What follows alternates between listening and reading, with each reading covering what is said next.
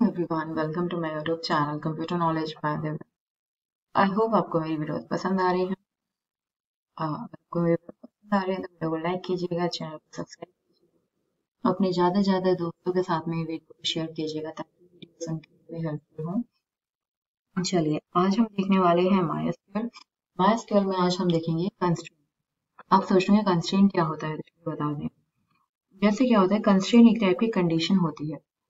वो कंडीशन हम चेक करते हैं कि जो डेटा हमारा एंटर किया जा रहा है यूजर की तरफ से, वो उस जो कंडीशन में लगाई है उसको फुलफिल कर रहा है या नहीं कर रहा है। अगर वो फुलफिल करता है तो डेटा एंटर होगा, अगर वो फुलफिल नहीं करता तो हमारा कंस्ट्रेंट वॉलिडेट करके एक हमारा एरर शो कर जाएगा, मतलब ये कंस्ट्रेंट वॉलिडेट हो रहा है, मतलब वो डेटा एंटर नहीं होगा। लेट्स सी हम कैसे अपनी MySQL कमांड लाइन को ओपन कर रहे हैं। मैं यहाँ पे पासवर्ड डालना होता है, पासवर्ड डाल दीजिए। उसके बाद में शो टेबल कर रही हूँ मैं, सॉरी शो डेटाबेस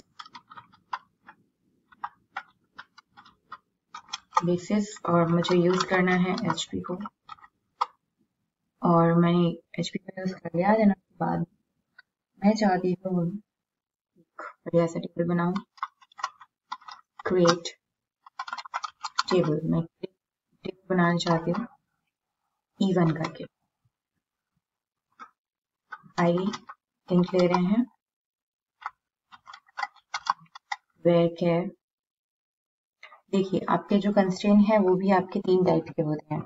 एक होता है हमारा नॉट नल कंस्ट्रेंट, एक होता है हमारा चेक कंस्ट्रेंट। सॉरी, 4 टाइप के होते हैं। एक होता है नॉट नल कंस्ट्रेंट, एक होता है हमारा चेक कंस्ट्रेंट, एक होता है डिफॉल्ट कंस्ट्रेंट, एक होता है की भी आपके 2 टाइप्स के होते हैं। चलिए, आज सबसे पहले हम बात करेंगे कि नॉट नल क्या होता है। आज हम बात करने वाले हैं नॉट नल कंस्ट्रेंट क्या होता है। जैसे हम कोई टेबल बना रहे हैं, टेबल जब हम बनाते हैं तभी आपको मेंशन करना होता है आपकी कंस्ट्रेंट क्या है, मतलब कि आपकी कंडीशन क्या है। जहां पे मैंने लिखा है आईडी इंट हो गया, वेयर क्या, सॉरी वेयर क्या ऐसे नहीं, नेम वेयर क्या 30 लिया पहले, तो ये नॉर्मल हो गया। मान लीजिए आपको इस पे लगा रहा है नॉट नल, तो आप सिंपल लिख दीजिए नॉट नल। इसका मतलब क्या हुआ? नॉट नल का मतलब हुआ कि खाली नहीं रह सकता है, इसीलिए नॉट नल कहते हैं। मतलब आपको इसकी वैल्यू जरूर पड़ेगी। अगर आप इसकी वैल्यू नहीं रखेंगे तो आप वर्क नहीं कर पाएंगे प्रॉपर क्या, ये अगर वैल्यू नहीं रखे ना आप, इसकी नेम जो है उसमें नॉट नल लगा हुआ है, नल नहीं रख सकते। तो अगर आप इसमें वैल्यू नहीं रखोगे तो वो डेटा आपका एंटर ही नहीं होगा। देखना, पहले ही टेबल बना लेते हैं। टेबल हमारी बन चुकी है। डिस्क्राइब टेबल करके आप ये देख सकते हैं कि आपने उसमें क्या क्या फीचर्स रखे हैं। देखिए यहाँ पे क्या लिखा है, नेम, आईडी को नल रख सकते हैं, ये लिखा हुआ है। सैलरी को भी नल रख सकते हैं, यस लिखा हुआ है। नेम में क्या लिखा है, नो, मतलब कि नेम हमारा क्या है, नेम में तो आपको डेटा डालना ही पड़ेगा। हम आपको बताते हैं, इंसर्ट करिए इनटू E1 वैल्यूज, ठीक है। नॉर्मल जैसे आप इंसर्ट करते हैं वैसे इंसर्ट कर दीजिए, कुछ स्पेशल नहीं करना है आपको इसमें भी। मैं एक ही बार में 2-3 वैल्यू ऐड कर रही हूँ ताकि मैं आपको डिफरेंस बता सकूं क्या है। ओके, सो चलिए 2 ही ऐड कर लेते हैं। 2 ऐड कर लिया हमने वैल्यू। इसके बाद में ये वैल्यू आपका एंटर हो गई है, आप चाहें तो देख सकते हैं।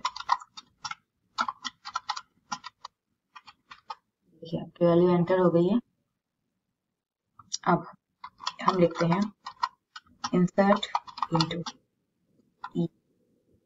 मैंने आपको बताया था जैसे कि अगर आप कोई किसी को, जैसे आपके मान लीजिए कई सारे ऑप्शन है, कई सारे कॉलम है, आईडी, नेम, सैलरी, और आप सिर्फ किसी एक या किसी 2 की वैल्यू पुट करना चाहते हैं, तो आपका एक तरीका होता है कैसे, इंसर्ट इनटू लिखिए, टेबल का नाम लिखिए। टेबल का नाम क्या है, E1 है मेरे टेबल का नाम। फिर ब्रैकेट लगाइए, आपको जिस चीज की आप वैल्यू लिखना चाह रहे हैं उसका लिख लीजिए कॉलम का नाम। आईडी लिखना चाह रहे हो आप, आईडी, देन सैलरी। इसे बंद करिए, लिखिए वैल्यूज। आईडी की वैल्यू डाल दीजिए, 2 हो गया, 3, और सैलरी डाल दीजिए, एंड देन एग्जीक्यूट कर दीजिए। देखिए क्या लिखा है, यहाँ पे लिखा है field name doesn't have a default value. इसका मतलब क्या हुआ, इसका मतलब हुआ कि फील्ड जो नेम है उसमें बोला है नो, नल नहीं रख सकते, और आप यहाँ क्या कर रहे हैं, आप यहाँ पे नेम को ही नल रख रहे हैं कि ये डिफॉल्ट जो वैल्यू है एंटर नहीं होगी। आप चाहे देख सकते हैं आपकी वैल्यू एंटर, आपके सभी दो वैल्यू है, इसी को कहते हैं नॉट नल। एक और टेबल बनाते हैं। देखिए आप जब नया टेबल बना रहे होते हैं तभी आप इस पे अपनी कंस्ट्रेंट्स लगा सकते हैं।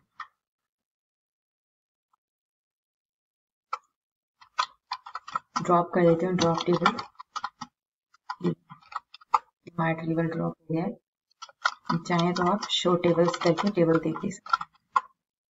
कोई टेबल है हमारे पास, अगेन मैं क्रिएट कर रही हूँ, क्रिएट टेबल 1 क्रिएट कर, आईडी इंट, मैं आईडी पे नॉट नल लगा रही हूँ। अब आईडी पे नॉट नल, नेम लिख दिया, नेम हमारा वेरकेयर हो गया, वेरकेयर मैं 30 ले रही हूँ, आप कितना भी ले सकते हैं सेपरेट। वेरकेयर लेने से क्या होता है ना, वेरकेयर अगर आप लेते हो तो आपका जो डेटा है मतलब स्पेस में वो कम कंज्यूम करेगा। अगर आप क्या लेते हो तो आपका डेटा ज्यादा कंज्यूम करता है। आपकी कैरेक्टर यहाँ पे आईडी पे नॉट नल लगा लिया, नेम लिख दिया, चलिए सैलरी भी लिख लेते हैं, सैलरी इंट, यहाँ पे क्लिक करिए, मतलब आप ना आपका टेबल बन गया है, आपका कॉलम टेबल बन गया है। आप चाहें तो अपना टेबल लिख सकते हैं। टाइप कर दिया, की स्पेलिंग गलत है,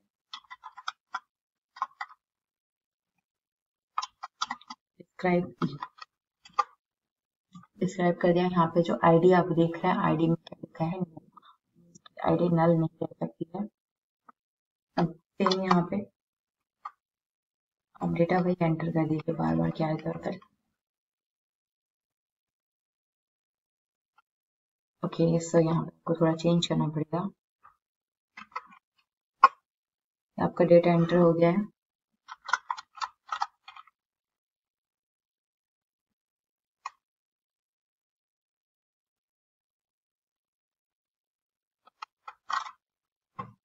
देखिए आपका डेटा एंटर हो गया है, और दिया जो डेटा है वो आपका।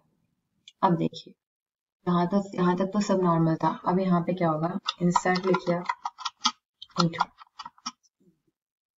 ई में आप इंसर्ट करना चाह रहे हैं। मैंने आपको बताया था कि अगर आप जैसे आपके 4 कॉलम है या 3 कॉलम है, उसमें से एक या 2 का आप वैल्यू लिखना चाह रहे हैं, तो आपको क्या करना पड़ता है, आप सबसे पहले लिखते हैं इंसर्ट, देन फिर आप लिखते हैं इनटू, फिर आप लिखते हैं ई मीन्स की उस टेबल का नाम, हमारे टेबल का नाम ये है, लिख दिया। आपके टेबल का नाम जो भी हो, आपको अपने टेबल का नाम लिखना है। देन ब्रैकेट ओपन करना है, आपको कॉलम का नाम लिखना है जिसमें आप वैल्यू देने वाले हैं।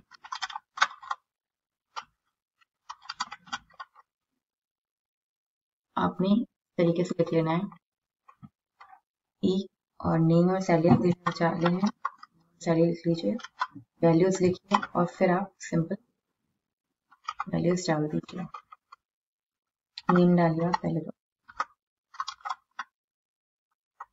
एंड देन आफ्टर दैट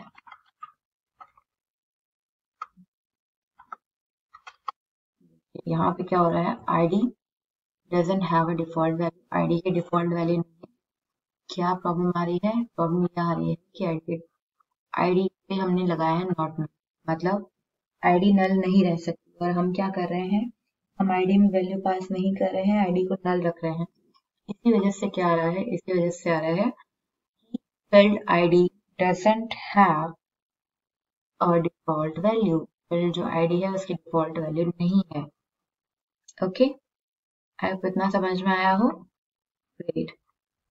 चलिए अब हम सैलरी पे लगा लेते हैं यही सेम फंडा,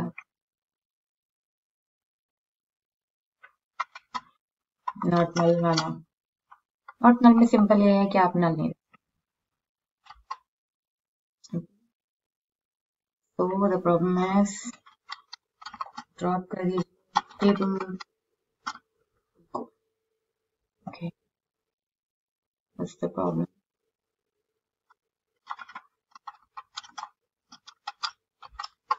ड्रॉप किया। ओके, तो हमारा टेबल बन गया। अगेन वाला बना लिया टेबल। अब हम क्या करेंगे,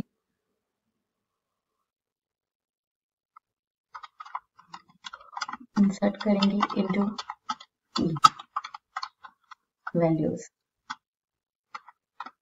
अब अगेन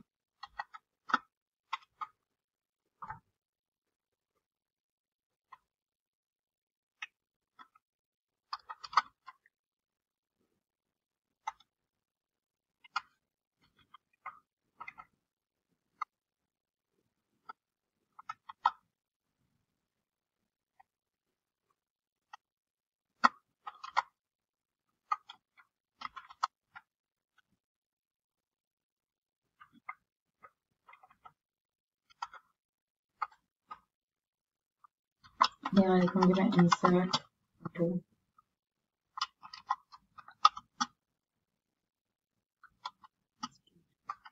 अब अगेन पहले हम टेबल बना देते थे।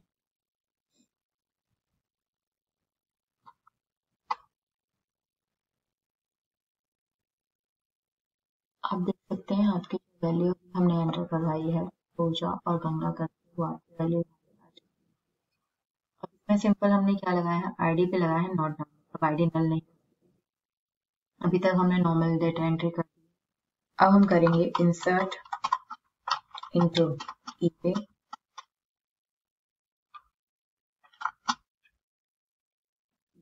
आप ब्रैकेट ओपन करेंगे आईडी और आप क्या देने वाले हैं, आप नेम देने वाले हैं। आईडी और नेम दे दिया आपने। उसके बाद में आप लिख दीजिए वैल्यूज और फिर आप आईडी की वैल्यू लिख दीजिए 3 एंड देन काजल। इसमें देखिए field salary doesn't have a default value. जो फील्ड सैलरी है उसके डिफॉल्ट वैल्यू नहीं है।